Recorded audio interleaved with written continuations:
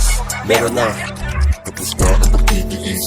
Alam ko naman na marami ng mga naiinip at naiinis. Pasensya kung maraming mga extracurricular activities. Dahil ko pa ang nagseminaryo sa tagal ko nang hindi nagre-release. Kamusta Philippines? Medyo matagal-tagal na rin huli ako naglabas.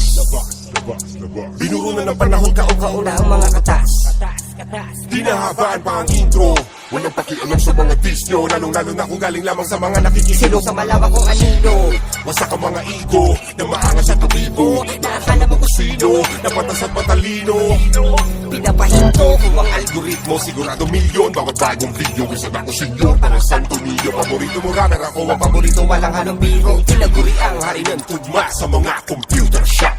Sakit pa rin ang corona kahit magpa-booster shot. Booster shot. Ang aking estilo meron sariling etiketa. Mag-ingat sa mga imitasyon na binibenta. Sinulat akala mo ni reseta. Tinapos ng isang upuan parang bisikleta. Marami akong mga atako lang nireserba para sa mga rapper na utak may diferensya. Habang ang pangatira nyo kaya kayo dinidenta. Isipan nyo naman ay libre ko na nirerenta.